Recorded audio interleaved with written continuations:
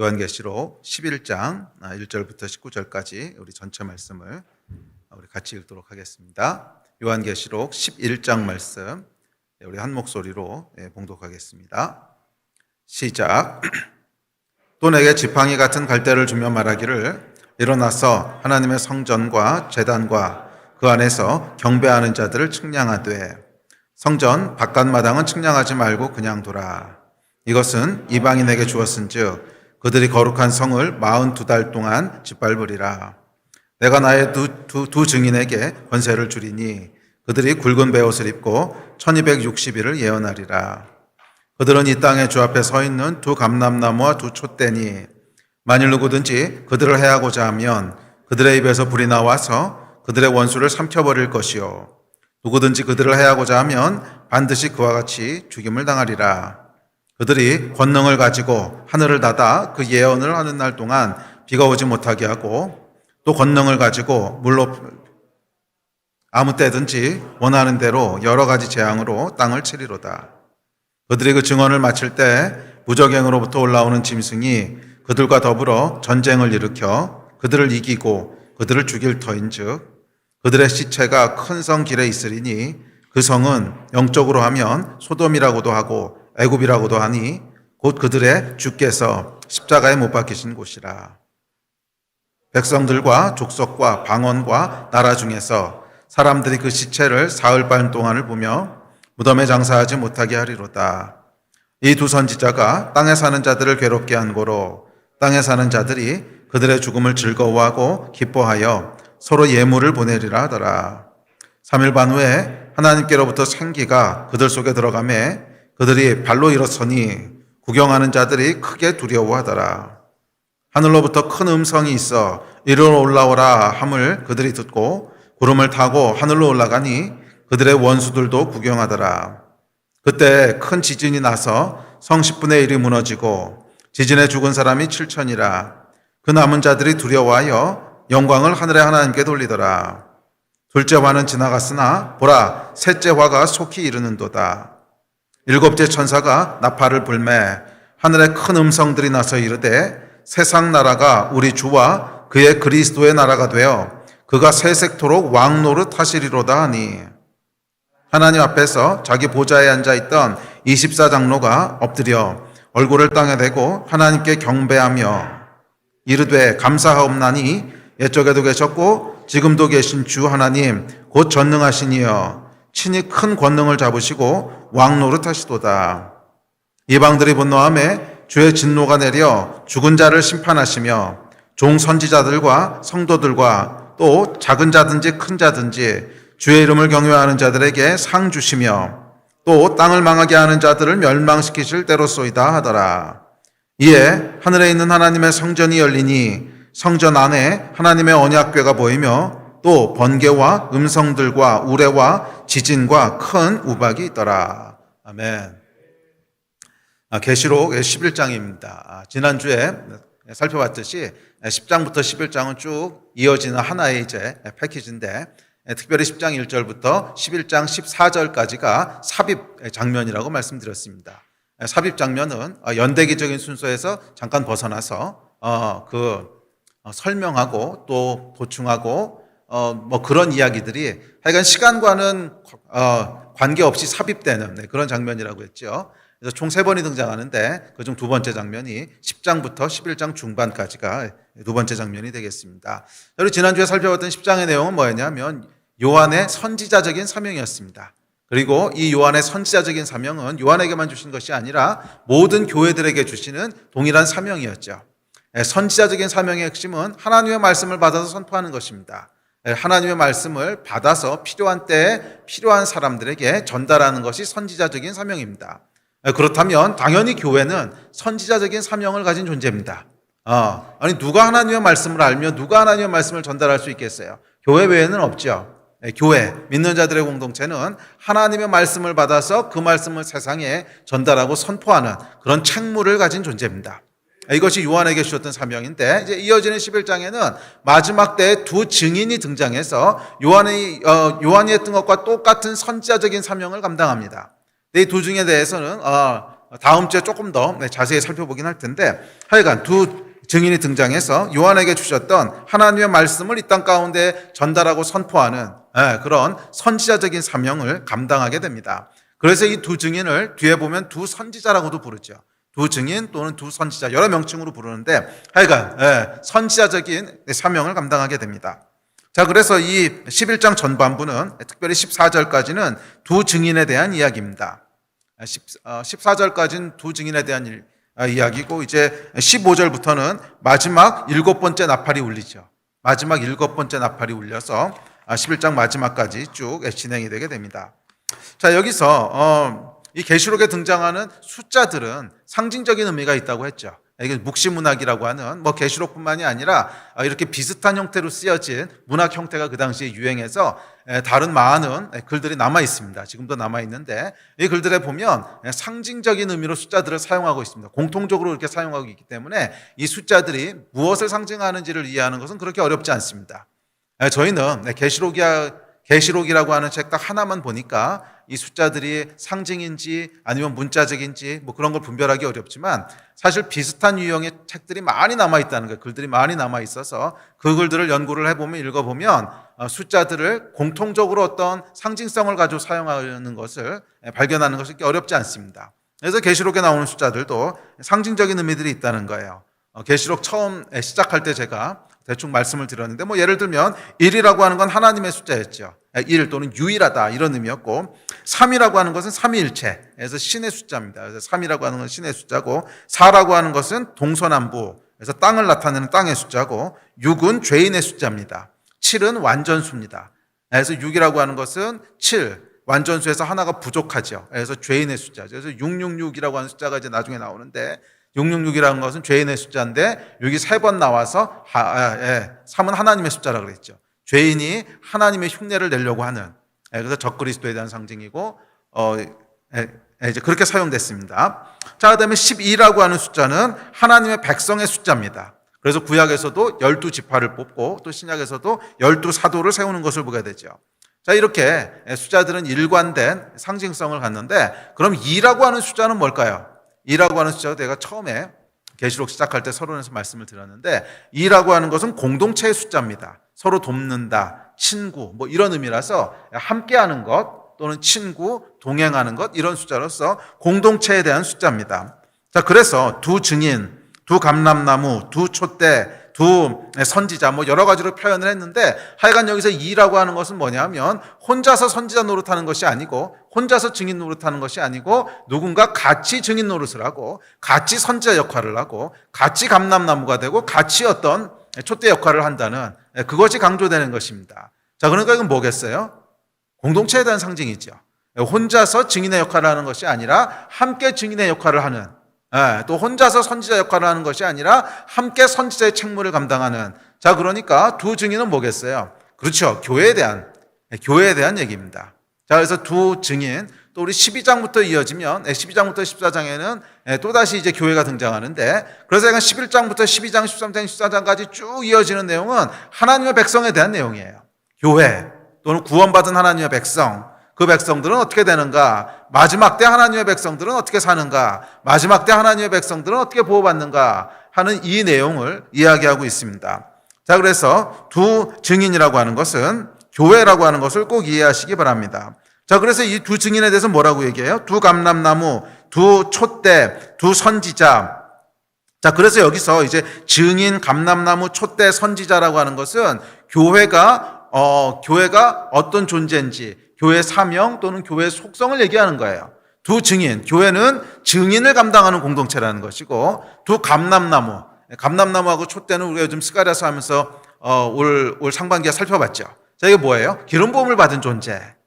두 증인, 그러니까 교회는 기름 부음을 받은 성령께서 임재하셔서 역사하는 존재라는 뜻이고, 두 촛대, 세상을 밝히는 존재라는. 그래서 하나님께서, 그래서 예수님께서 너희는 세상의 소금과 빛이라고 말씀하셨죠. 두 촛대, 그래서 세상의 빛이 되는 존재고, 두 선지자, 하나님의 말씀을 받아서 전달하는. 그러니까 이게 여기서 여러 가지로 그 두 증인을 묘사하는데, 두 증인, 두 증인, 두 감람나무, 두 촛대, 또 두 선지자. 그건 뭐예요? 교회의 속성을 쭉 나열한 거예요. 교회가 어떤 존재고 교회가 어떤 사명을 감당하는 존재인지를 쭉 나열하고 있는 것입니다.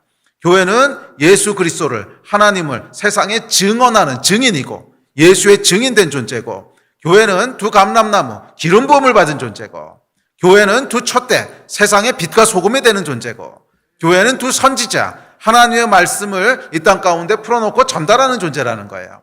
자, 그래서 11장에 나타나는 두 증인에 대한 이야기는 철저하게 교회에 대한 얘기입니다. 자, 이 두 증인에 대한 이해가 중요한 것이 많은 이단들이 이 두 증인에서부터 나와요.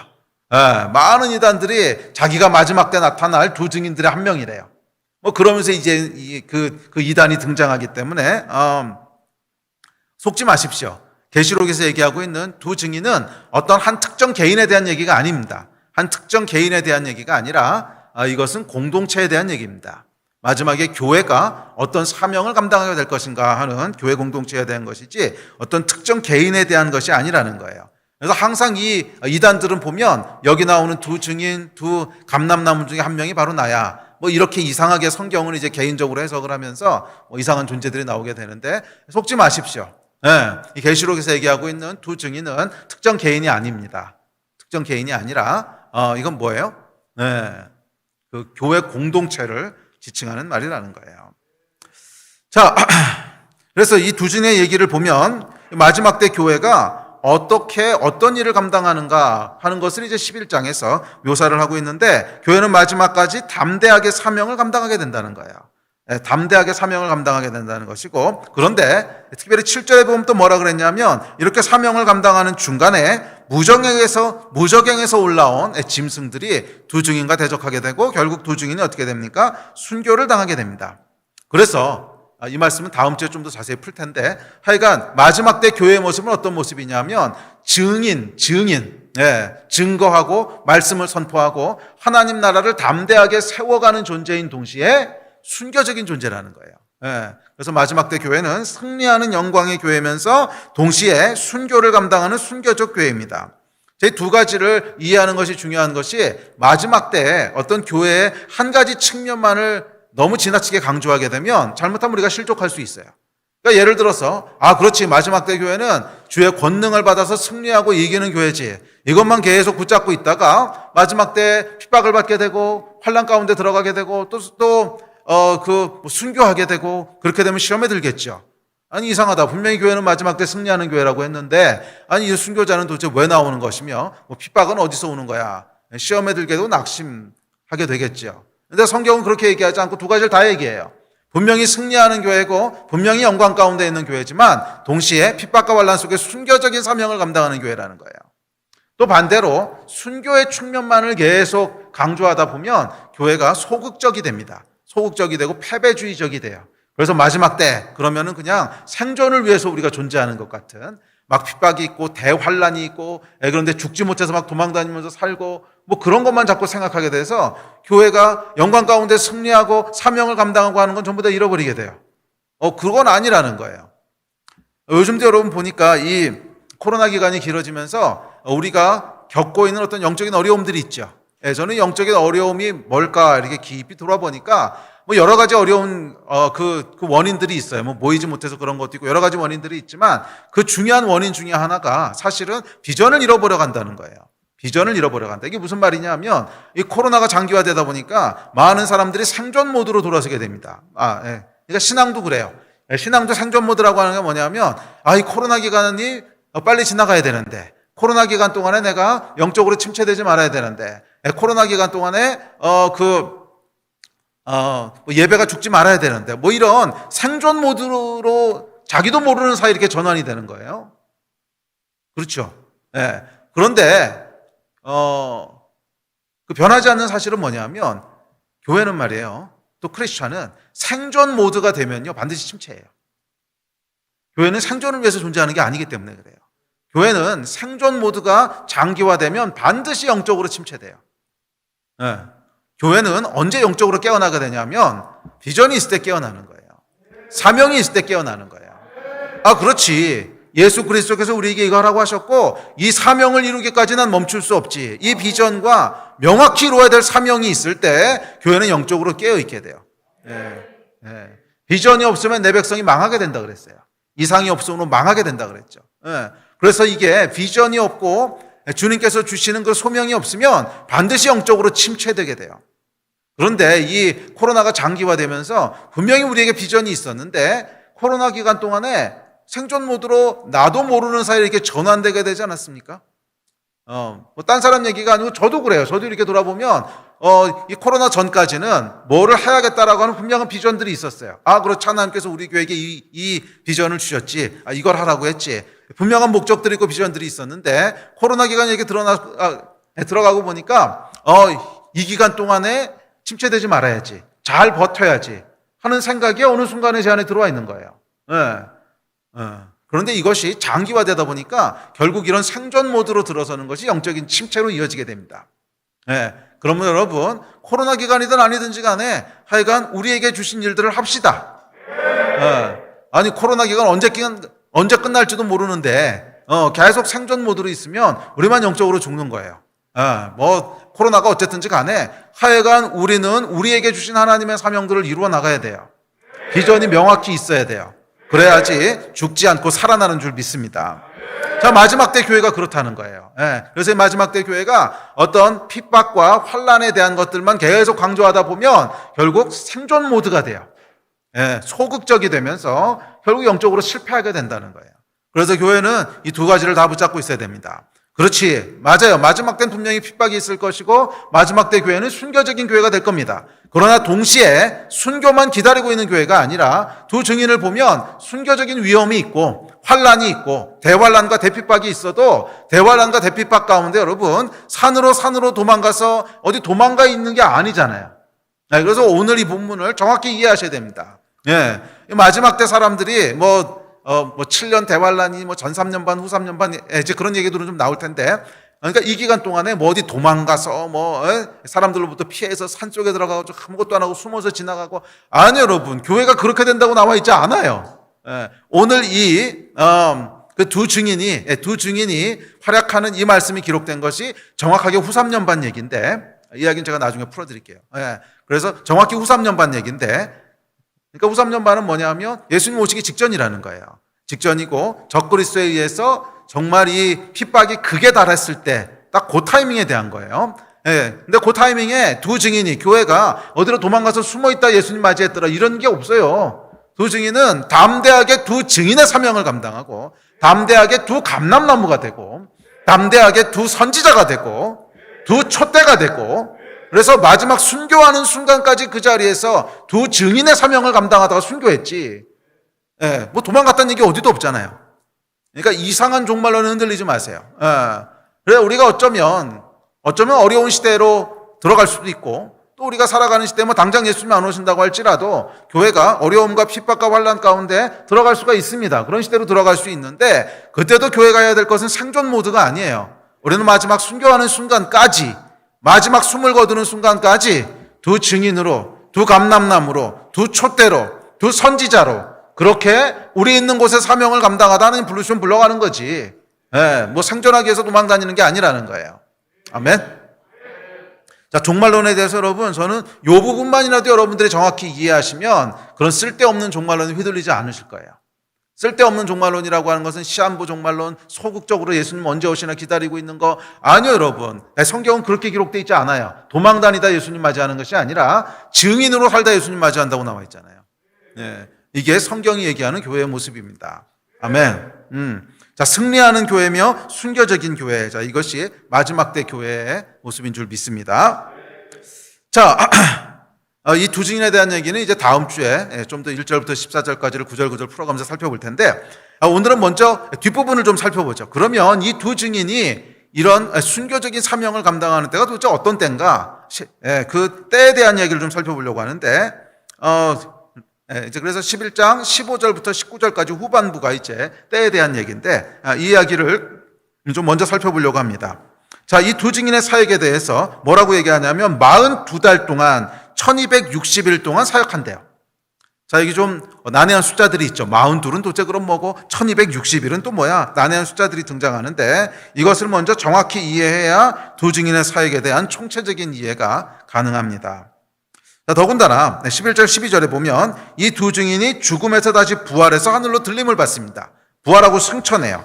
11절 12절 같이 읽어볼까요? 시작. 3일 반 후에 하나님께로부터 생기가 그들 속에 들어가매 그들의 발로 일어서니 구경하는 자들이 크게 두려워하더라. 하늘로부터 큰 음성이 있어 이리로 올라오라 함을 그들이 듣고 구름을 타고 하늘로 올라가니 그들의 원수들도 구경하더라. 이건 또 뭐예요? 아니, 자고 이래로 예수님 이외에는 부활하고 승천하신 존재가 없는데 두 증인이 부활하고 승천한대요. 그래서 사실 여기 이제 이단들이 나오는 거예요. 그래서 이만희 씨도 자기가 뭐 두 증인 중에 하나라고 그랬을 거야. 막 그래가지고서 죽으면 부활할 거라고 막 이딴 소리 하고 있죠. 그게 이제 뭐 11장 말씀 가지고 잘못 해석해서 나오는 건데, 하여간 두 증인이 죽임을 당하는데 그리고 나서 다시 부활하고 승천한다는 거예요. 그런데 그 앞에서 제가 그랬죠. 두 증인이 교회라고 했고 마지막 때는 초림과 재림 사이 전체가 다 마지막 때라고 했습니다. 그러니까 여기 기록되어 있는 두 증인의 사역이라고 하는 것은 사실은 초림부터 재림까지 신약의 교회가 어떤 존재인가 하는 것을 묘사하는 거예요. 맞아요. 신약의 교회가 어떤 존재인가 하는 것을 묘사하는 거예요. 그래서 교회 속성은 뭐예요? 초림부터 재림까지 지난 2000년 동안 교회는 증인이었고, 교회는 두 감람나무였고, 교회는 두 촛대였고, 교회는 두 선지자였다는 거예요. 그게 2000년 동안 감당해온 교회의 어떤 사명이고 교회의 속성이죠. 자, 그런데 지난 2000년 동안 어떤 교회도 어떤 크리스찬도 순교하고 부활하고 승천한 교회는 없어요. 순교한 교회들은 물론 있지만 부활하고 승천한 교회는 없죠. 자, 그렇다면 이 부활과 승천에 대해서는 어떻게 해석해야 됩니까? 아니, 그럼 교회 중에서도 지금까지는 모르겠지만 언젠가는 이렇게 부활해서 승천하는 존재가 나온다는 뜻입니까? 그래서 이단에게 이제 헷갈리는 거죠. 그러니까 이단은 그렇다는 거거든요. 그러니까 자기가 아직 안 죽어서 그렇지, 교주가 그러는 거죠. 내가 두 증인 중에 한 명이고 내가 아직 안 죽어서 그렇지 죽고 나면 부활할 거야. 부활하고 승천할 거야. 그래가지고 이제 이단에 헷갈리는데, 그런데 정말 마지막 때가 초림과 재림 사이라면, 만약에 부활과 승천이라고 하는 것도 그런 일반적인 교회의 속성이라면 교회가 2000년 동안에 몇 교회나 이건 부활하고 승천하는 역사가 있었어야 될 것 같은데 그런 역사는 없잖아요. 자, 그래서 이 부활과 승천이라고 하는 것을 도대체 어떻게 이해해야 되는가, 언제 부활하고 승천한다는 뜻인가 하는 것을 살펴볼 필요가 있습니다. 자, 두 증인의 부활과 승천을 이야기하는 11절부터 15절까지가 이제 부활과 승천에 대한 얘기인데 이 부분을 다시 한번 자세히 읽어봅시다. 그냥 건성으로 읽지 말고요. 자세히 읽어보십시오. 자, 11절부터 다시 한번 자세히 읽습니다. 시작. 3일 반 후에 하나님께로부터 생기가 그들 속에 들어가매 그들이 발로 일어서니 구경하는 자들이 크게 두려워하더라. 하늘로부터 큰 음성이 있어 이리로 올라오라 함을 그들이 듣고 구름을 타고 하늘로 올라가니 그들의 원수들도 구경하더라. 그때 큰 지진이 나서 성 10분의 1이 무너지고 지진에 죽은 사람이 7천이라. 그 남은 자들이 두려워하여 영광을 하늘의 하나님께 돌리더라. 둘째 화는 지나갔으나 보라, 셋째 화가 속히 이르는도다. 일곱째 천사가 나팔을 불매 하늘에 큰 음성들이 나서 이르되 세상 나라가 우리 주와 그의 그리스도의 나라가 되어 그가 세세토록 왕노릇 하리로다 하니. 자, 이거 이제 15절이 중요합니다. 15절에 뭐라 그러냐면 천사가 나팔을 부는데 하늘에서 큰 음성이 나서 뭐라 그러냐면 세상 나라가 우리 주와 그리스도의 나라가 된다. 그리고 그가 세세토록 왕노릇 하시리로다. 이렇게 얘기했습니다. 자, 또 10장 7절에도 이제 비슷한 얘기가 나오는데 계시록 10장 7절엔 이렇게 얘기합니다. 자, 시작.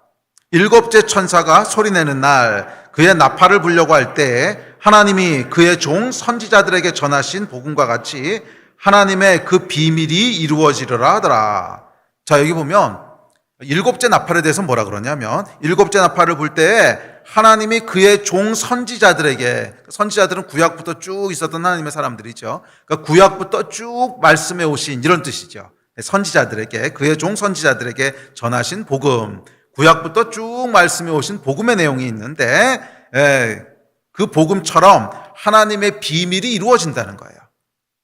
그 비밀이 이루어진다는 것이고, 그리고 15절에 보면 그 비밀이 이루어지는 사건을 또 똑같이 뭐라고 얘기했냐면 천사가 7째 나팔을 부는데 그 비밀은 이 세상 나라가 우리 주와 그리스도의 나라가 되는 거래요. 그리고 그리스도가 세세토록 왕노릇하는 거래요. 자, 이게 이제 비밀에 해당하는 내용인 거죠. 7째 나팔을 불 때 복음과 같이 비밀한 것들이 이루어질 거다 했는데 그 비밀의 내용이 뭐냐 하면 세상 나라가 그리스도의 나라가 되고 그리스도가 세세토록 왕노릇하는 거라는 거예요. 자, 이 비밀이라고 하는 것이 오늘 말씀의 핵심 주제인데요. 이 비밀이 뭐길래 7째 나팔 소리와 함께 이루어지는가? 그냥 뭐 계시록에 보면 뭐 요한이 환상 본 거기 때문에 뭔지 모르겠는 얘기가 한두 개가 아닌데 뭐 이것까지 신경을 쓰냐 이러고 넘어가지 마시고 이 말씀을 성경에서 한번 자세히 풀어보세요. 자, 다른 성경 구절 하나 볼게요. 고린도전서 15장입니다. 51절 52절. 15장 51절 52절입니다. 시작. 보라, 내가 너희에게 비밀을 말하노니 우리가 다 잠잘 것이 아니요 마지막 나팔에 순식간에 오려니다 변화되리니 나팔 소리가 나매 죽은 자들이 썩지 아니할 것으로 다시 살아나고 우리도 변화되리라. 여러분 좀 흥미롭지 않습니까? 계시록 10장 7절에서 뭐라 그랬냐면 마지막 나팔을 불 때에 뭐라 그랬어요? 비밀이 이루어질 거다 이렇게 얘기했는데 바울도 똑같은 단어들을 써요. 내가 비밀을 말하는데 마지막 나팔 소리와 함께. 우연이 아니죠 이게. 요한도 똑같이 말하는 거예요. 7째 나팔 소리가 나는데 그때 하나님의 비밀이 이루어질 거야. 요한이 이렇게 얘기하고 바울은 내가 비밀을 말해줄게. 그 비밀은 마지막 나팔 소리가 날 때. 그러면서 얘기합니다. 자, 바울이 말했던 마지막 나팔 소리가 뭐예요? 당연히 7번째 나팔이에요. 왜? 구약부터 신약까지 수많은 나팔 소리가 기록되어 있습니다. 뭐 전쟁할 때 나팔 불잖아요.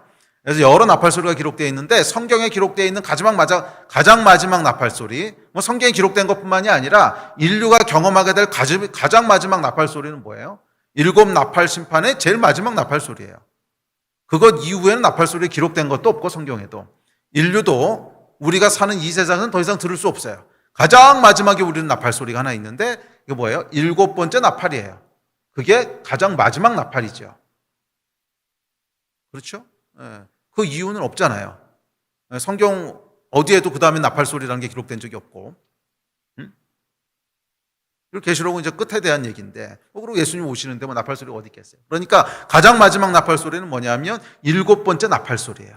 그래서 바울은 그것을 마지막 나팔 소리라고 했고 요한은 7번째 나팔 소리라고 했고 다 이게 자, 그런데 그때 비밀을 말해주겠다는 거예요. 요한도 비밀이 이루어진다 그랬어요. 그 비밀이 뭐예요? 호련이 다 변화된다는 거예요.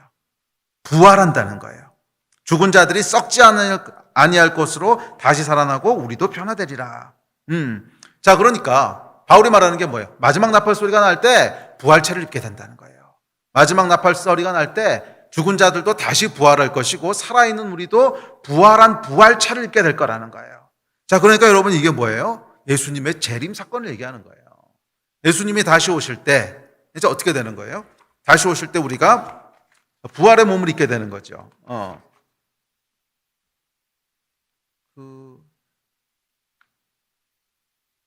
이 고린도전서 15장은 여러분들이 잘 아시는 부활장입니다.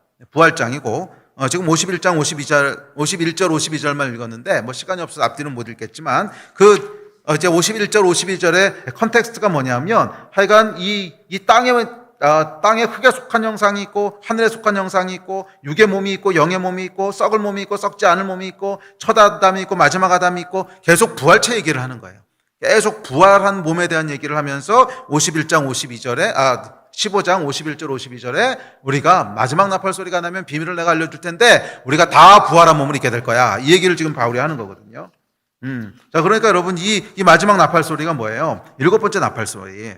그게 마지막 나팔 소리고 이 마지막 나팔 소리가 울릴 때 어떻게 된다고요? 10장 7절 다시 한번 봅시다. 자, 시작. 7째 천사가 소리내는 날 그의 나팔을 불려고 할 때 하나님이 그의 종 선지자들에게 전하신 복음과 같이 하나님의 그 비밀이 이루어지리라 하더라. 자, 이 복음이 완성된다는 뜻이죠. 복음과 같이 그 비밀이 이루어지리라. 그 비밀은 그러니까 복음이 완성된다 이런 뜻인데 복음이 완성되는 내용이 뭐예요? 예수께서 다시 오셔서 영원한 하나님의 나라를 다시 만드시는 거예요. 네. 그래서 11장 15절에 뭐라 그러는 거예요? 세상 나라가 우리 주 예수 그리스도의 나라가 된다 그런 거예요. 네. 그리고 영원토록 왕노릇 하시리로다. 근데 이 표현은 우리가 예배 때 하도 여러 번 써가지고서 왕이신 예수님, 세상은 다 하나님의 것입니다. 이렇게 계속 써왔기 때문에 너무 익숙해서 그냥 이 표현도 그런 예배 중에 하나야 이러고 지나갈 수 있는데 자세히 들여다보면 그런 말이 아니에요. 이거는 정말 문자적으로 그렇게 이루어지고 성취된다는 거예요. 그 타이밍에. 마지막 나팔이 짠하고 울리면, 7번째 나팔이 울리면 예수님께서 우리의 왕이 되십니다 하는 예배를 드린다는 뜻이 아니라 진짜로 뭐예요? 진짜로 15절에 보면 세상 나라가 우리 주와 그리스도의 나라가 진짜로 문자적으로 된다는 거예요. 그러니까 이 11장 15절은 그런 예배적인 표현이 아니라는 거예요. 그러니까 10장 7절에서도 마지막 나팔이 7번째 나팔이 울릴 때 그의 종 선지자들에게 전하신 복음과 같이 하나님의 비밀이 이루어질 거라고 했고, 그 비밀이 뭐예요? 복음이 완성된다는 뜻이고, 그 복음이 완성되는 거를 고린도전서에서 뭐라 그래요? 마지막 나팔이 울릴 때 내가 비밀을 말해줄 텐데 우리가 다 부활한 몸을 입을 거야. 이걸 합쳐보면 무슨 뜻이에요? 예수님의 나라가 완성된다는 거예요.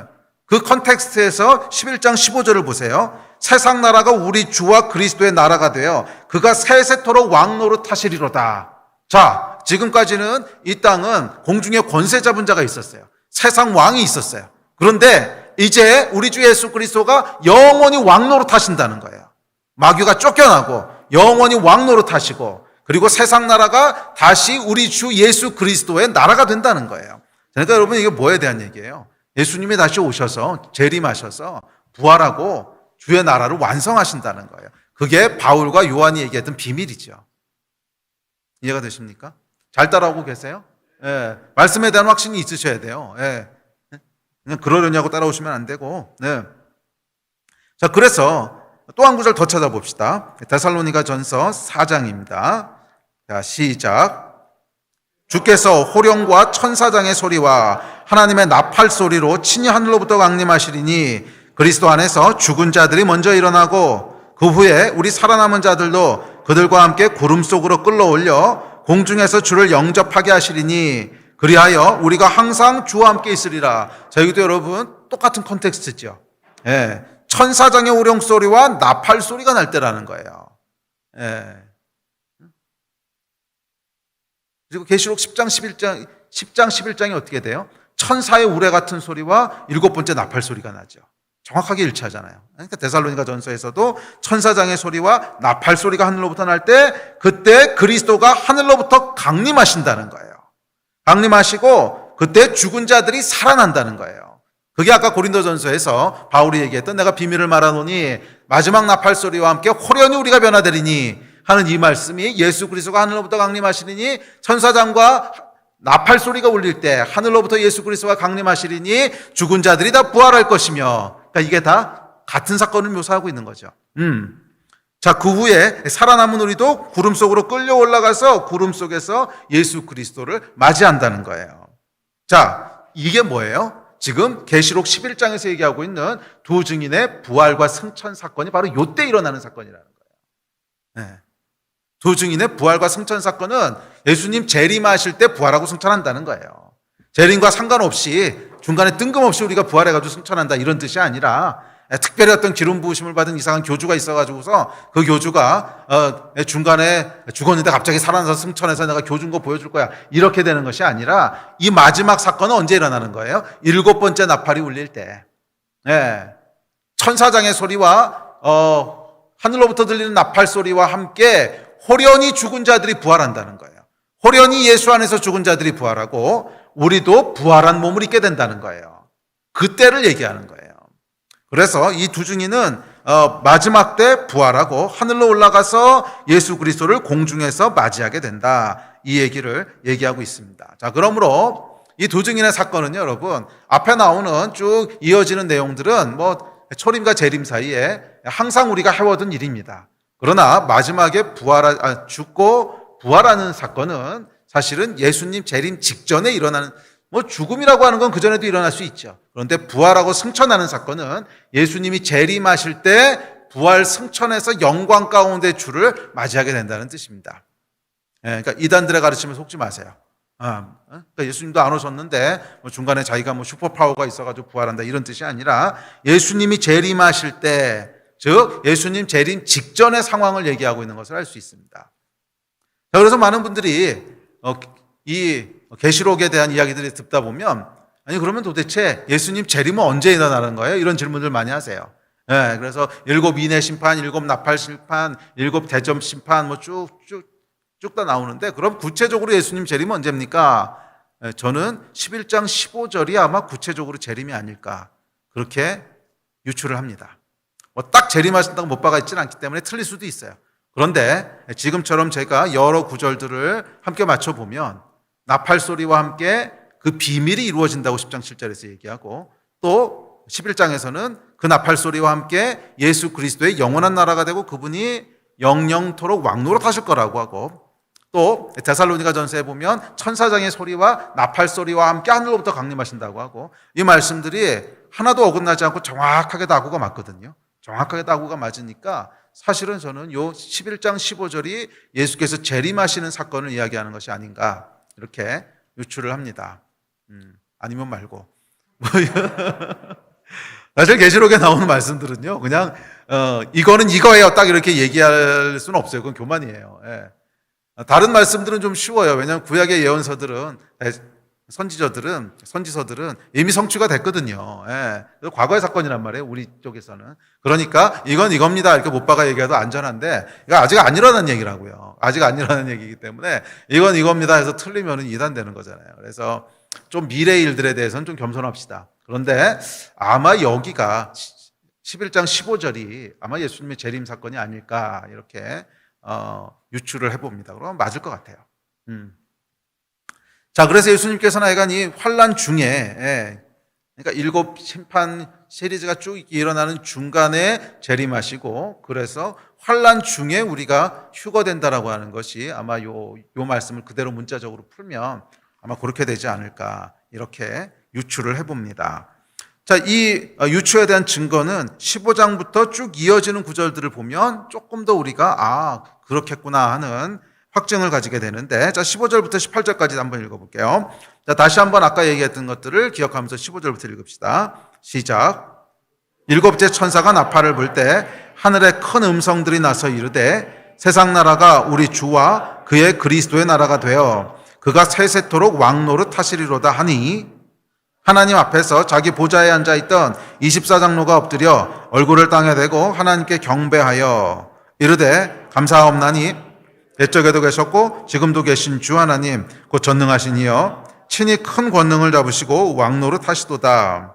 이방들이 분노하며 주의 진노가 내려 죽은 자를 심판하시며 종 선지자들과 성도들과 또 작은 자든지 큰 자든지 주의 이름을 경외하는 자들에게 상 주시며 또 땅을 망하게 하는 자들을 멸망시키실 때로소이다 하더라. 자, 이게 보면 이제 15절에 그 세상 나라가 그리스도의 나라가 된다 하니까 거기 있던 이제 24장로가 예배하기 시작하죠. 그리고 그 다음에 18절에 보면 뭐라 그러냐면 심판하시고 상 주시는 장면이 나옵니다. 심판하시고 상 주세요. 심판하시는데 죽은 자를 심판하신대요. 산 자는 심판하실 수 있지만 죽은 자를 어떻게 심판하세요? 그렇죠? 산 자를 심판하시는 건 알겠는데 죽은 자를 어떻게 심판하세요? 근데 성경에 보면 이렇게 얘기합니다. 요한복음에 시작. 선한 일을 행한 자는 생명의 부활로 악한 일을 행한 자는 심판의 부활로 나오리라. 그렇죠. 그러니까 죽은 자를 심판하신다고 하는 게 부활 이후에 심판하신다는 뜻이에요. 그래서 예수를 믿었던 자는 의의 부활로 그리고 악한 자들은 심판의 부활로 부활한다는 거예요. 그래서 예수님 재림하시고 나면 부활한 존재들이 있는데 이 부활한 존재들에게 심판하신다는 거죠. 그래서 벌받아야 될 정도는 진노하심을 받고 또 큰 자든지 작은 자든지 상 받아야 될 자들은 상을 주시고 하는 심판을 하신다는 뜻입니다. 또 사도행전에도 이렇게 얘기합니다. 시작.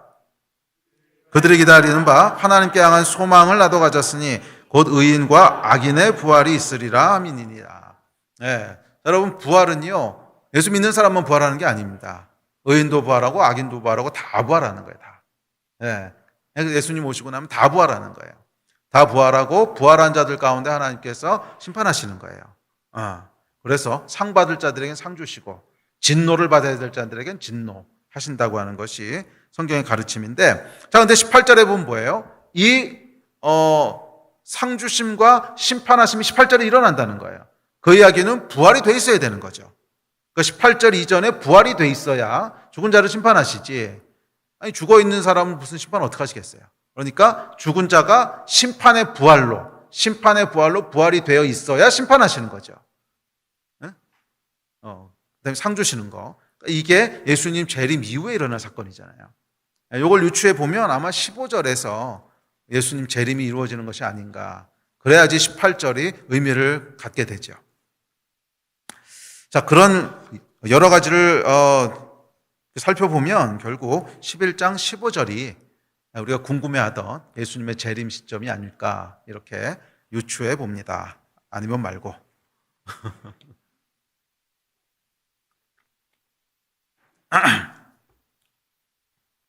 자, 그렇게 이 11장에서 기록하고 있는 두 증인의 이야기는 초림과 재림 사이 마지막 때의 이야기인 건 분명하지만 특별히 동시에 죽음과 부활 그리고 승천은 교회가 궁극적으로 어떻게 될 것인가 하는 교회의 마지막 챕터를 이야기하는 거예요. 교회가 2000년 넘게 쭉 하나님 앞에서 증인의 사역을 하고 감람나무로 또 촛대로 선지자로 이렇게 살아왔는데, 그러면 교회의 마지막 운명은 어떻게 되는 겁니까? 교회 이야기의 마지막 챕터는 어떻게 되는 겁니까? 하는 것이 지금 11장에 기록되어 있는 내용이라고 보시면 돼요.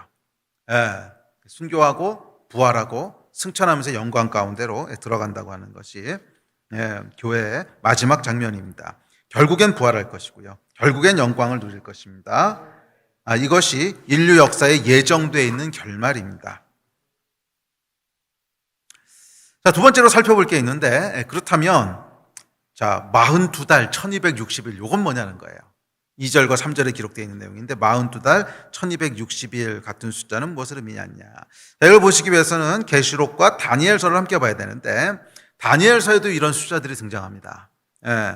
그래서 이 숫자들을 모아보면 계시록 11장 2절과 13장 5절에서는 42달이라고 그랬고요. 계시록 11장 3절과 12장 6절에서는 1260일이라고 했고, 계시록 12장 4절과 다니엘서 7장 25절, 다니엘서 12장 7절에서는 한때와 두때와 반때라고 그랬고요. 또 다니엘서 9장 27절에는 일의 절반 이렇게 얘기했고요. 또 다니엘서에 보면 1290일도 등장해요. 잘못 쓴 거 아니야? 1260일은 알겠는데 1290일은 또 뭐 이것도 등장합니다. 다니엘서 12장 12절. 자, 그럼 1260일은 뭐고 1290일은 도대체 뭐냐? 자, 이 부분도 살펴봐야 되는데 흥미로운 것은 뭐냐 하면 1290일은 좀 떼어냅시다. 이건 조금 다른 숫자고요. 그 나머지는요 다 똑같은 숫자인 거 아십니까? 다 똑같은 숫자예요. 42달, 42달이면 정확하게 3년하고 6개월이에요. 그렇죠? 3년이면 36개월이고 플러스 6하면 42죠. 그러니까 42달은 정확히 3년 반입니다. 또 1260일은 얼마예요? 옛날에는 한 달을 한 달을 30일씩 해가지고서 고대 달력은 1년을 360일로 계산을 했거든요. 그러니까 1260일은 정확하게 3년하고 반이에요. 정확히 3년하고 반이고, 또 한때와 두때와 반때 1 더하기 2 더하기 0.5 딱 3.5죠. 1년과 2년과 반년, 그래서 3년 반이었다. 또 하나 뭐 있었죠? 1회의 절반. 자, 1회라고 하는 것은 그 7을 의미하는 겁니다. 7. 1회는 우리말로 이제 그러니까 1회라고 번역되어 있는데 그러니까 일주일을 의미하는 단어예요. 일주일은 7을 의미하는 단어예요. 7. 그래서 7년을 이제 한 1회라고 부릅니다. 7년을 한 1회라고 부르는데 1회의 절반이면 얼마예요? 딱 3년 반이죠. 흥미로운 것이 여러 숫자로 여러 묘사를 하긴 했는데 다 똑같은 기간인 거예요. 3년 반. 자, 모두 다 3년 반을 가르치는 숫자고, 이 기간에 대해서 오늘 읽으신 본문 2절에 보면 뭐라 그랬냐면 이방인들에게 거룩한 성이 짓밟히는 기간이라고 그래요. 42달 동안 이방인들에게 거룩한 성이 짓밟히리니, 그리고 동시에 두 증인이 담대하게 증인의 사명을 감당하다가 순교하는 기간이에요. 그래서 전천년설을 주장하는 분들은 이 기간을 뭐라 그러냐면 7년 대환란 중에 후 3년 반, 그렇게 부릅니다. 근데 신학자들에 따라서 뭐 이걸 문자적으로 봐야 되느냐 안 봐야 되느냐 뭐 여러 가지 의견들이 있는데, 하여간 전천년설을 주장하시는 분들은, 전천년설이라고 하는 건 뭐냐면, 이야기 뭐 길게 할 필요는 없는데, 전천년설은 가급적이면 성경을 그냥 문자적으로 해석하려고 그러는, 가급적이면 문자적으로 해석하려고 하는, 그러다 나오게 되는 게 전천년설이었던 결론인데, 자, 전천년설에서는 그 마지막 때 7년 대환란이 있을 것이고, 7년 대환란을 반으로 딱 잘라서 전 3년 반, 후 3년 반이 좀 다를 것이다. 그래서 전 3년 반에는 뭐가 있을 거냐면, 적그리스도가 등장하면서부터 7년이라는 건데, 적그리스도가 등장해서 전 3년 반 동안에는 거짓 평화를 이렇게 제시하면서 미혹하는 때라는 거예요. 교회를 미혹하면서 이거 괜찮은 거야, 좋은 거야, 너희도 우리와 함께해. 그래서 미혹하는 기간이 전 3년 반. 전 3년 반은 평화와 미혹의 기간이고, 후 3년 반은 이제 본격적으로 그 본색을 드러내면서 교회를 심하게 핍박해서 순교하게 하는, 죽이고 하는, 그게 이제 후 3년 반이라고 그렇게 해석을 합니다. 자, 그래서 하여간 전천년설주의자들의 해석에 의하면 이 숫자들 42달, 한때와 두때와 반때, 1회의 절반, 1230일, 1260일, 3년 반 하는 숫자들은 다 같은 때를 지칭하는데, 7년 중에 1회의 절반, 7년의 절반, 뒷부분 절반을 얘기한다는 거예요. 그리고 그 절반이 끝날 때 뭐예요? 11장 15절에 비밀이 이루어진다는 거예요. 7째 나팔이. 그러니까 아구가 맞죠. 문자적으로 해석하면 저도 이렇게 결론이 날 것 같아요. 그러니까 이것을 과도한 상징으로 해석하지 않고 가급적이면 계시록을 문자적으로 해석한다면 뭐 이게 자연스러운 결론일 것 같아요. 그 앞에 보면 42달 동안 거룩한 성이 짓밟힐 것이고, 1260일 동안 뭐 교회가 어떻게 될 것이고, 한때와 두때와 반때 동안 계속 쭉 이야기가 나오는데, 그리고 나서 11장 15절에 보면 7째 나팔이 울리고 예수님께서 강림하시고 하는 사건이 일어나는 거 보면 예수님 재림하시기 직전 3년 반에 대한 언급이 아닐까. 그래서 42달 또는 한때와 두때와 반때 또는 3년 반, 1260일 이렇게 표현하는 것들이 예수님이 오시기 바로 직전 3년 반, 직전 42달, 직전 1260일, 그 기간에 대해서 언급하는 것이라고, 그렇게 해석을 하고, 그게 이제 문자적으로 봤을 때는 뭐 그 해석이 저는 무난하다고 생각을 하는데, 이것도 아니면 말고, 이것도 어쩔 수가 없어요. 뭐 계시록은 아까도 말씀드렸지만 아직 안 이루어진 일이기 때문에 얼마든지 틀릴 수 있어요.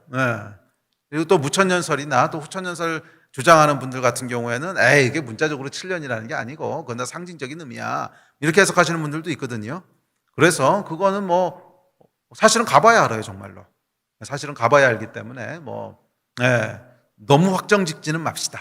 그런데 하여간 오늘 나온 말씀들을 문자적으로 쭉 따라가 보면 이렇게 이제 해석이 된다 하는 것은 여러분들이 잘 기억하고 있으면 좋을 것 같아요.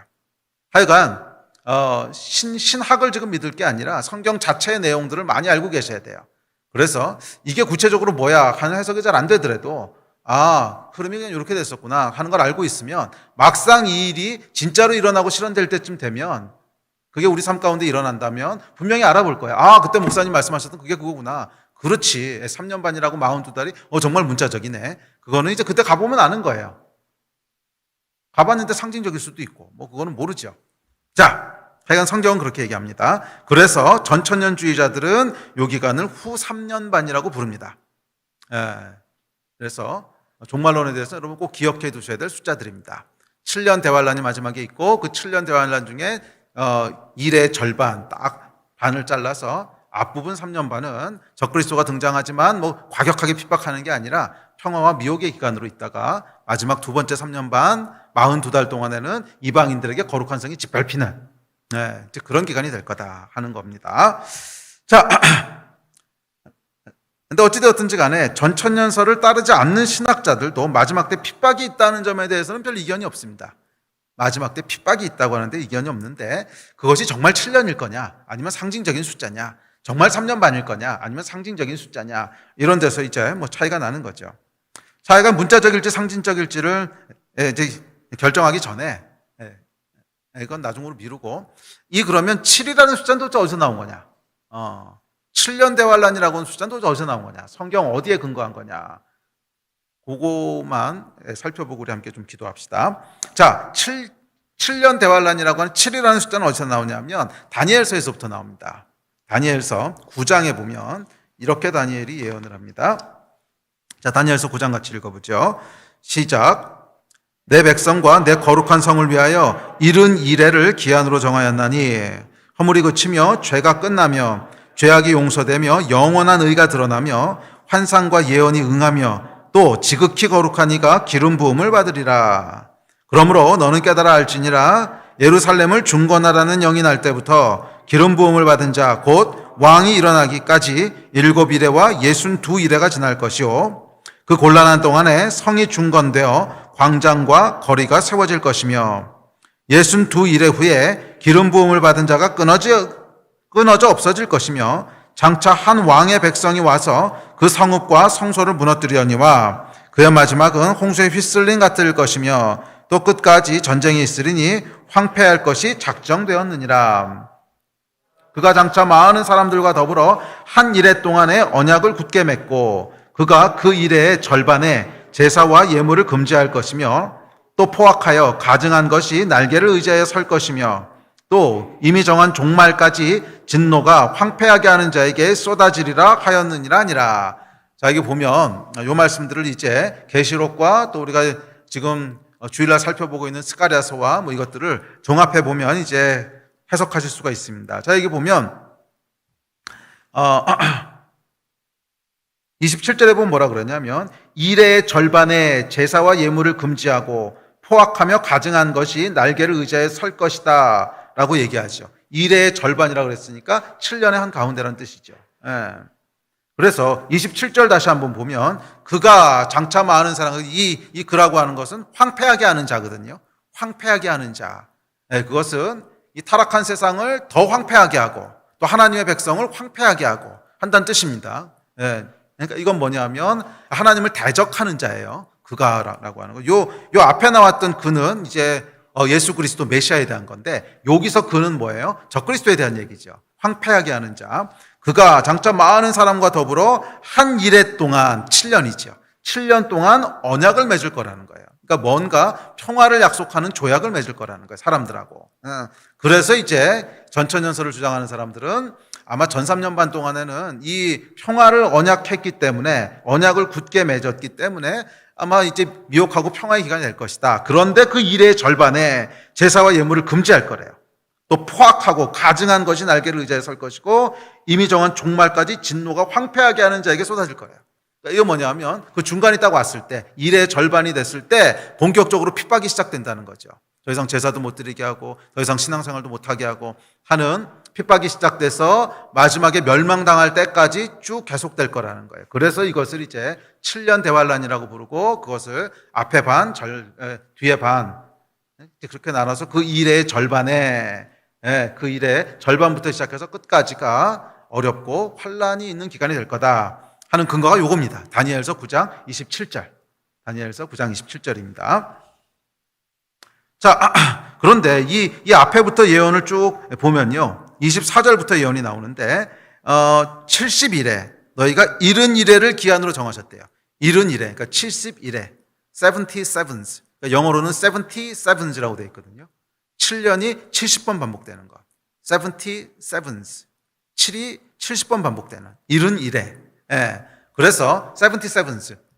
그럼 얼마예요? 77이 49, 490년이죠. 490년에 대한 예언을 하는 거예요. 다니엘 때부터 490년에 대한, 그러니까 77, 그러니까 71회를 기한으로 정했다는 거예요. 24절에 보면 기한으로 정했는데, 자, 그때 허물이 그치고 죄가 끝나고 죄악이 용서되고 영원한 의가 드러나며 환상과 예언이 응하며 거룩한 이가 기름 부음을 받으리. 이게 누구에 대한 예언이에요?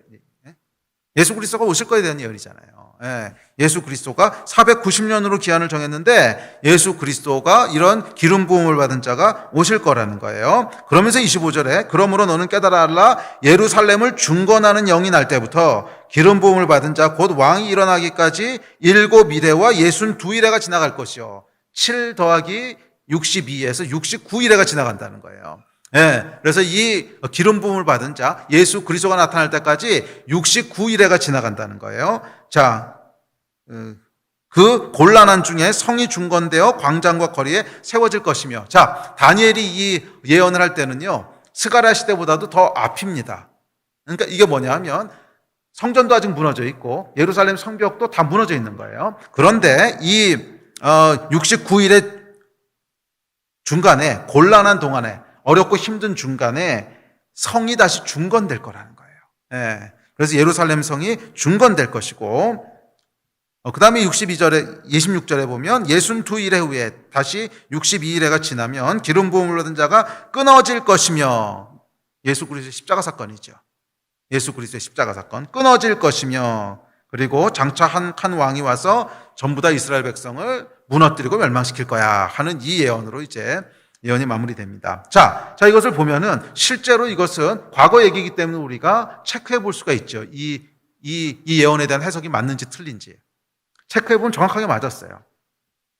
자, 어떻게 되냐면 그 예루살렘을 중건하라는 영이 날 때부터 이렇게 얘기하죠. 자, 예루살렘을 중건하라는 영이 언제 나냐면 이 고레스 칙령은요 성전을 재건하라는 거였고, 예루살렘 성벽을 재건하라고 하는 영은 아닥사스다 칙령입니다. 이 아닥사스다 칙령은 느헤미야서와 에스라서에 기록되어 있죠. 아닥사스다 칙령이 두 번 내렸는데 BC 458년과 BC 445년 두 번 내리는데, 하여간 BC 445년을 기준으로 해봅시다. 이때 그 영이 내린 거예요. 예루살렘 성을 중건해도 좋아 하는 영을, 아닥사스다 왕이 영을 내려서 성이 중건되기 시작하는 게 BC 445년입니다. 자, 그런데 이때를 기준으로 생각해 보면 25절을 다시 한번 보십시오. 25절에 보면 예루살렘을 중건하라는 영이 날 때부터 아닥사스다 칙령 445년 기름 부음을 받은 자 곧 왕이 일어나기까지 7일에와 62일에가 지날 것이요 그 곤란한 중에 성이 중건되어 광장과 거리가 세워질 것이며, 자, 445년으로부터 7일에 첫 7년 첫 7일에 77이 49년 445년으로부터 첫 7일에 49년이 지나면 BC 396년입니다. 그리고 정확하게 이때 예루살렘 성벽 중수가 완공돼요. 이건 여러분 이제 그 느헤미야서의 연대기를 찾아보십시오. 정확히 49년 후인 BC 396년에 예루살렘 성벽이 중수됩니다. 그래서 이 예언대로 곤란한 중에 성이 중건되어 광장과 거리가 세워질 것이며, 이 예언이 정확히 성취됩니다. 그래서 69일을 한꺼번에 얘기하지 않고 7일에 62일에 이렇게 잘라서 얘기한 것이, 7일에가 지나가고 나면 중간에 한 번 성취되는 게 있는데 예루살렘 성이 곤란한 중에 다시 중건될 거야, 그 이야기를 지금 하는 거죠. 그래서 7일에가 지나고 나면 곤란한 중에 성이 중건되어 광장과 거리가 세워지는 이 예언이 정확히 성취됩니다. 자, 그리고 나서 이제 62일에가 더 지나갑니다. 392년에서 62일에가 지나가고 나면, 자, 그 다음에 어떻게 됩니까? 그 다음 구절 봅시다. 26절. 자, 시작. 62일의 후에 기름 부음을 받은 자가 끊어져 없어질 것이며, 자, 거기까지만 보면 돼요. 62일이면 62 곱하기 7 하면 433년인데, 그러면 BC 396년에다가 434년을 더하면 대략 AD 30년에서 40년 사이가 나오죠. 대략 AD 30년에서 40년. 그 차이가 나는 것은 고대 달력은요, 1년을 360일로 쳤기 때문에 365일로 치는 오늘하고 조금 달라요. 그래서 어느 걸로 계산하냐에 따라서 좀 차이가 나는데, 그래도 10년 안쪽으로 차이입니다. 그래서 빠르면 AD 30년, 늦으면 AD 40년. 그리고 정확히 그 기간에 무슨 일이 벌어져요? 예수님의 십자가 사건이죠, 이게. 정확히 예수님이 돌아가신 것이 AD 30년에서 40년 사이잖아요. 그래서 이 예언은요, 문자적으로 그대로 이루어졌어요. 문자적으로 그대로. 그러니까 이건 여러분 우리가 역사를 체크해보면 금방 알 수 있는 거예요. 69일에를 예루살렘 성이 중건된, 그러니까 그건 뭐예요? 영이 내리는 아닥사스다 칙령 445년부터 딱 시작을 해요. 그리고 나서 7일에 77이 49년 지나고 난 다음에 BC 396년에 딱 보면 그때 예루살렘 성이 중건되는 게 완공돼요. 그리고 나서 62일에 즉 445년이 지나고 나면 AD 30년, 40년이 되는 거예요. 그러면 기름 부은 받은 자가 끊어지리니 예수께서 십자가에 돌아가시는 것이 정확히 성취가 됩니다. 자, 그래서 하여간 이 예언은요 69일에까지 정확히 이루어집니다. 그리고 이제 마지막에 뭐냐 하면 마지막 70번째 일회가 이제 안 이루어지는 건데, 그래서 이것을 이 70일회를 셋으로 나눠서 얘기를 해요. 7일회와 62일회와 한일회, 7일회와 62일회와 한일회, 그러니까 이렇게 나눠서 지금 설명하거든요. 그러니까 7일회가 지나고 나면 예루살렘 성이 완공되고 62일회가 지나고 나면 예수님이 십자가에 달리셔요. 그리고 이제 한일회가 남은 거예요. 마지막 7년. 이 마지막 7년이 남았는데 중요한 것은 이 마지막 7년이 쭉 이어서 성취되지 않았다는 거예요. 예수님이 오실 때까지는 쭉 이어서 성취가 되는데 그러고 나서 마지막 7년이 딱 지나고 나면 그러면 AD 한 40년, 50년 정도에 이 예언대로 자 26절에 보면 뭐래요? 이게 저리 다음 구절. 장차 한 왕의 백성이 와서 그 성읍과 성소를 무너뜨리려니와 그의 마지막은 홍수에 휩쓸림 같을 것이며 또 끝까지 전쟁이 있으리니 황폐할 것이 작정되었느니라. 그가 장차 많은 사람들과 더불어 한 일해 동안의 언약을 굳게 맺고 그가 그 일의 절반에 제사와 예물을 금지할 것이며 또 포악하여 가증한 것이 날개를 의지하여 설 것이며 또 이미 정한 종말까지 진노가 황폐하게 하는 자에게 쏟아지리라. 자, 이 마지막 7년 동안에 요게 될 거라고 좀 예언한 거죠. 그래서 7일에 62일에 마지막 한 일에, 근데 마지막 한 일에 동안에 뭐라는 거예요? 한 왕이 와서 전부 다 무너뜨리고 언약을 맺고 그 다음에 절반이 됐을 때 뒤통수 치고 이렇게 할 거라는 거죠. 근데 이 예언은 여러분 안 이루어졌어요. 역사를 아무리 살펴봐도 이런 게 이루어진 적이 없어요. 역사를 아무리 살펴봐도 이런 게 이루어진 게 없어요. 가장 비슷한 게 AD 70년에 이제 로마에 의해서 그 성이 무너지는 사건인데 이때도 그냥 부분적으로 무너지기만 했지 이 예언이 fully 이루어지진 않았거든요. 무슨 언약을 세우고 중간에 뭐 어떻게 하고 이런 거 안 일어났거든요. 그리고 더군다나 AD 70년이면 70번째 일회가 아니에요. 69번째 일회가 AD 30년이었기 때문에 AD 70년이면 한 75, 76번째 일회란 말이에요. 숫자도 안 맞아요. 자, 그러니까 69번째 일회까지는 정확히 문자적으로 숫자가 맞았는데 70번째 일회는 안 이루어졌고 억지로 껴맞추려고 그러도 그러니까 숫자가 안 맞는다는 거죠. 자, 그래서 이제 학자들은 뭐라 그러냐면 69번째 일회와 마지막 70번째 일회 사이에 이해할 수 없는 갭이 있다는 거예요. 그래서 하나님의 구약 역사가 예수 그리스도가 오시는, 그래서 구약이 끝나고 신약으로 넘어가죠. 그때까지는 하나님의 역사가 정해진 대로 쭉 이루어졌는데 예수께서 돌아가시고 나서 마지막 70번째 일회가 이루어질 때까지는 이해할 수 없는 갭이 있다는 거예요. 얼마나 긴 기간인지 아무도 모르는. 그래서 제자들이 그러니까 주께서 뭐라고 물어봤죠? 사도행전에 보면 주께서 이스라엘 나라를 회복하심이 이때니까 그랬더니 때와 시기는 아버지께서 자기 권한에 두셨으니 너희가 알 바 아니오. 그러니까 제자들은 회복하심이 이때니까, 그러니까 70번째가 지금 이루어지냐고 사실 물어본 거예요. 마지막 70번째 일회가 지금입니까? 로 물어봤는데 너희 알 바 아니오. 그렇게 말씀하셨고, 자, 그래서 이제 학자들은 뭐라고 해석하냐면 이 69번째와 70번째 일회 사이에 이해할 수 없는 기간이 바로 초림과 재림 사이라는 거예요. 그것이 교회가 살아가는 지금 이 시대라는 거죠. 그래서 우리가 살아가는 이 마지막 때라고 부르는 것이 왜 초림과 재림 사이냐면 69번째와 70번째 일회 사이를 살아가기 때문에 그래요. 그래서 그거는 얼마가 될지 몰라요. 어쩌면 바로 붙어서 올 수도 있었고. 그래서 예수님이 뭐라고 그랬어요? 너희 중에 어떤 사람은 인자가 왕권을 가지고 오는 것을 볼 자도 있을 거라고 그랬잖아요. 어쩌면 그렇게 일어났을 수도 있었고, 아니면 뭐 그 시점으로부터 100년 뒤에 일어날 수도 있었고, 아니면 1000년 뒤에 일어날 수도 있었고, 이게 모르는 거예요. 오직 하나님만 아시는 거예요.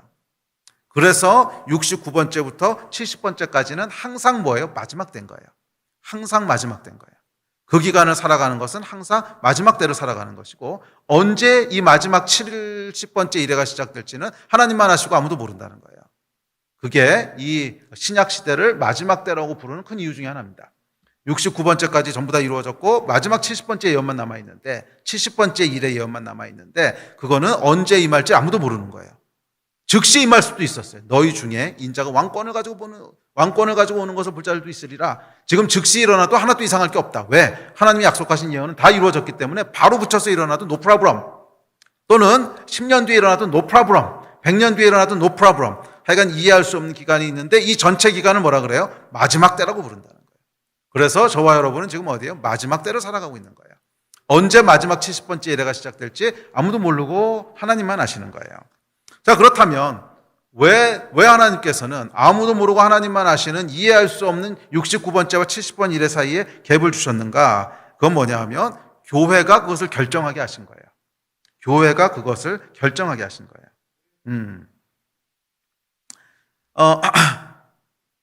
그 이야기는 뭐냐 하면 하나님 편에서는 약속하신 예언을 다 그대로 이루신 거예요. 그리고 마지막 사명은 교회에게 주셨는데 그 교회에게 뭐라고 주셨냐면 우리 사도행전 1장 6절 보여줄래요? 그 다음 구절인데 네. 우리 같이 읽어봅시다. 시작. 예수께서 여쭈어 이르되 주께서 이스라엘 나라를 회복하심이 이때니까 하니 때와 시기는 아버지께서 자기의 권한에 두셨으니 너희가 알바 아니오. 오직 성령이 너희에게 임하시면 너희가 권능을 받고 예루살렘과 온 유대와 사마리아와 땅끝까지 이르러 내 증인이 되리라 하시니라. 자, 이 유명한 사도행전 1장 8절에 대답이 나오는 건데 그 질문이 뭐였냐면 70번째 일회가 지금입니까? 그러고 물어본 거예요. 완전히 회복하시고 완성하시는 때가 지금입니까? 그러고 물어봤더니 그건 너희 알 바 아니야. 너희가 해야 될 일이 있는데 너희는 70번째 일회가 언제야? 이거 고민하고 있을 게 아니라 너희는 성령을 받고 권능을 받아서 땅끝까지 이르러 내 증인이 돼야 돼. 이게 너희가 해야 될 일이야. 그렇게 말씀하십니다. 그러니까 이게 뭐냐 하면 69번째와 70번째 일회 사이에 뭘 해야 되는지를 말씀해 주신 거예요. 땅끝까지 이르러 권능을 받고 땅끝까지 이르러 내 증인이 되라는 거예요. 그리고 오늘 읽으셨던 계시록 11장에 나오는 두 증인이 뭐예요? 정확히 그거 하고 있는 거잖아요. 정확히 그거 하고 있는 거예요. 두 증인이 권세를 받아 선지자적인 사명을 증인으로서 계속 감당하고 있는 거예요. 이 69일회와 70번째 일회 사이에 지금 이 일을 하고 있는 거라는 거죠. 자, 그 일을 하라는 거예요. 그리고 마태복음 24장 14절에 보면 이렇게 말씀하십니다. 시작. 이 천국 복음이 모든 민족에게 증언되기 위하여 온 세상에 전파되리니 그제야 끝이 오리라. 아멘. 뭐예요? 이 69번째와 70번째 이해할 수 없는 기간은 뭐냐면 하나님께서 은혜를 베푸시는 기간이라는 거예요. 왜? 구원하시려고. 바로 70번째를 이어붙이신 것이 아니고 구원하시기 위해서 하나님께서 시간을 버려놓으신 거예요. 그리고 교회한테 뭐라 그랬냐면 모든 민족에게 복음을 증거하라는 거예요. 모든 민족에게 증언하라는 거예요. 모든 민족에게 하나님의 사랑과 긍휼과 은혜를 알게 하라는 거예요. 그러면 그제야 끝이 올 거라는 거예요. 그래서 마지막 70번째 일회를 여는 열쇠는 누가 가지고 있느냐? 교회가 갖고 있다는 거예요. 교회에게 그 열쇠를 주신 거예요. 69번째까지는 하나님께서 예언하신 대로 정확하게 약속을 다 지키시고 마지막 70번째 예언된 것이 있는데 이 마지막 심판이 임하기 전에 내가 내 백성들을 구원할 거야. 그래서 은혜로 기간을 벌어주시고 그 기간 동안에 교회에게 사명을 주신 거예요. 너는 때와 기한은 너희 알 바 아니요 오직 성령이 너에게 임하시면 너희가 권능을 받고 예루살렘과 온 유대와 사마리아와 땅끝까지 이르러 내 증인이 되리라. 이 천국 복음이 모든 민족에게 증언되기 위하여 온 세상에 전파되라 하리니 그제야 끝이 오리라. 이게 교회에게 주신 사명이에요. 이게 이루어지면 어떻게 된다는 거예요? 끝이 온다는 거예요. 이게 이루어지면 끝이 온다는 거예요. 그래서 여러분 종말은요 선교에 달려있는 거예요. 종말은 선교에 달려있는 거예요. 아무리 우리가 뭐 종말이 어쩌고 기도 많이 하고 이렇게 해도 땅끝까지 복음이 증거되지 않으면 이 필요 조건이 만족되지 않으면 예수님이 안 오신다는 거예요. 모든 민족을 구원하실 때까지는 홀드하신다는 거예요. 69일에서 홀드하신 거예요. 그런데 이 마지막 70번째 일회가 언제 짠하고 시작되냐? 모든 민족에게 복음이 증거되면 시작되는 거예요. 그래서 열쇠는 교회가 갖고 있는 거예요. 교회가 70번째 일회를 결정하는 거예요. 그래서 사람들은 이 7년 대환란 막 두려워하는데 사실은 두려워할 게 아니고 우리가 여는 거예요. 우리가. 왜? 완성하려고. 뭐 아무리 힘들고 어쩌고 그래도 7년만 버티면 돼요. 사실 7년도 아니고 3년 반이야. 3년 반만 버티면 돼. 그러고 죽으면 어때? 죽으면 부활할 건데 3년 반 있다가. 죽었다고 슬퍼하지 마. 미안해 동이야. 3년 반 있다 봐. 이렇게 하면 되는 거예요. 그게 교회에게 주신 약속이고 영광이라는 거예요. 그래서 이 마지막 열쇠를 열고, 그러면 이 환란의 목적은 뭔가? 그거 뭐 다음 주에 이제 이어서 하겠지만, 이 환란의 목적은 예수 그리스도를 향한 교회의 사랑을 프로브하는 거예요. 증명하는 거예요. 하나님을 향해서 우리가 진짜 하나님을 사랑한다고 하는 파이널 테스트인 거예요. 파이널 테스트. 그리고 악한 자들에게는 마지막 심판이고. 자, 이런 기간을 주신다고 하는 것입니다. 자, 말씀을 마무리합시다. 우리 예배팀 앞으로 나오십시오. 자, 계시록 11장은 그래서 이 마지막 70번째 일회 중에서도 특별히 후 3년 반에 일어날 일들을 이야기하고 있습니다. 그리고 이 기간이 상징적일지 문자적일지는 모릅니다. 그런데 여기서 이렇게 여러 가지 표현을 반복한 것을 보면, 그러니까 3년 반 이렇게 한 게 아니고 한때와 두때와 반때 1260일, 1290일, 42달, 뭐 하여간 일의 절반, 여러 가지 표현을 똑같은 숫자를 묘사하는 것을 보면 상징적이보다는 문자적일 가능성이 높지 않을까요? 한 가지로 사용한 게 아니고 이렇게 여러 번 사용한 것을 보면 상징적이기보다는 이 기간이 문자적이지 않을까. 3년 반이라고 하는 기간이. 근데 아니면 말고 모르는 거지만. 자, 그렇고 또 하나는 69일에까지는 그 숫자가 정말 문자적으로 성취됐거든요. 그렇다면 마지막 70번째 일에도 문자적으로 7년이라고 보는 것이 조금 더 일관성이 있지 않을까 하는 것으로 유추는 해봅니다. 자, 그런데 한 가지 분명한 게 있습니다. 이 7년, 3년 반, 42달, 1260일 뭐 이것이 문자적이든 상징적이든지 간에 한 가지는 분명한데 예수께서 다시 오신다는 거예요. 그거는 분명해요. 하여간 예수께서 다시 오신다는 거예요. 그리고 우리는 그분이 오실 때 영광의 모습으로 부활한다는 겁니다. 그러니 담대하십시오. 그러니 두려워하지 마십시오. 우리의 운명은 이미 결정되어 있습니다. 우리는 죽어도 다시 살 것이고, 우리는 망해도 다시 일어날 거고, 우리는 우겨쌈을 당해도 승리한다는 거예요. 이것이 태초부터 하나님께서 교회를 향해 정해놓으신 교회의 운명인 줄 믿습니다. 그러면 여러분, 이 땅이 전부인 것처럼 살지 마십시오. 이 땅에서의 시간이 마치 전부인 것처럼 살지 말라는 거예요. 우리 하나님의 백성은 이 땅이 전부가 아니에요. 이 땅에서의 시간이 지나고 나면 예수께서 영광 중에 강림하실 것이고, 우리가 공중에서 그분을 맞이할 것이고, 그 후에는 영광된 미래가 기다리고 있다는 거예요. 우리는 이 땅에서의 시간이 전부가 아니라 영원한 시간을 살아갈 사람입니다. 우리는 영원한 시간을 살아갈 사람이고, 우리는 죽어도 다시 부활할 사람이고, 우리는 죽어도 다시 살아날 사람이고, 이 땅의 시간만을 살 사람이 아니라는 거예요. 그러면 여러분, 이 땅을 살아가는 사람처럼 살지 마십시오. 이 땅이 전부인 것처럼 살지 맙시다. 우리 오늘 살아갈 때도 그냥 이 땅의 시간이 전부인 것처럼 그렇게 살아가지 말고 부활할 것을 믿음으로 살아갑시다. 영원한 시간을 살아갈 것을 믿음으로 살아갑시다. 어리석은 열처녀가 되지 말고 정말 부활하여 예수 그리스도와 함께 영원한 삶을 살아갈 것처럼 예수님 반드시 오십니다. 반드시 오십니다. 그 사건을 믿음으로 슬퍼도 슬프지 않은 것처럼. 아멘. 그렇죠. 슬픔이라고 하는 게 잠시 잠깐은 있을 수 있어요. 고통스러워도 고통스럽지 않은 것처럼. 물론 고통이 잠시 잠깐 진행될 수 있어요. 하지만 그건 3년 반이라는 거예요. 그래봐야 3년 반이라는 거예요. 제한된 시간이라는 거예요. 제한된 시간. 그 시간이 지나고 나면 다시 살아날 거예요. 다시 살아났을 때 우린 더 이상 슬픔도 없을 거고요. 더 이상 눈물도 없을 거고, 더 이상 고통도 없을 거고. 이게 여러분 우리의 운명이에요. 이게 우리의 마지막 이야기예요. 우리의 파이널 챕터는 이미 써놓으셨어요.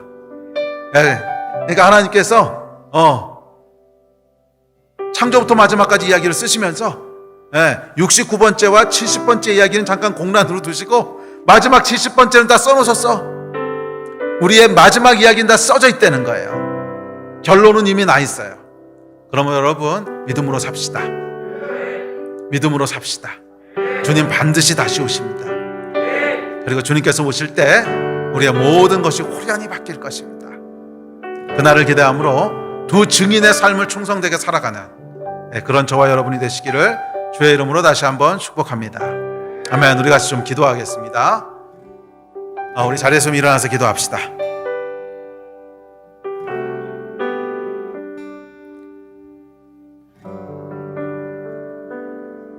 주님 다시 오십니다. 우리는 이 땅을 살아가는 자들이 아니라 부활한 영원한 삶을 살아가는 자들입니다. 우리 그 마음을 가지고 좀 살아갑시다. 주님, 저희 가운데 이 부활에 대한 소망을 다시 한번 부어주시고 예수 그리스도의 다시 오심에 대한 소망을 다시 한번 부어주셔서 그저 생존을 위해서 하루하루 이 땅을 살아가는 것이 아니라 예수 그리스도의 부활을 바라보며 영원한 미래를 바라보며 다시 오실 예수 그리스도를 바라보며 소망하며 그렇게 미래를 살아가는 자들 될 수 있도록 주여 축복하여 주시옵소서.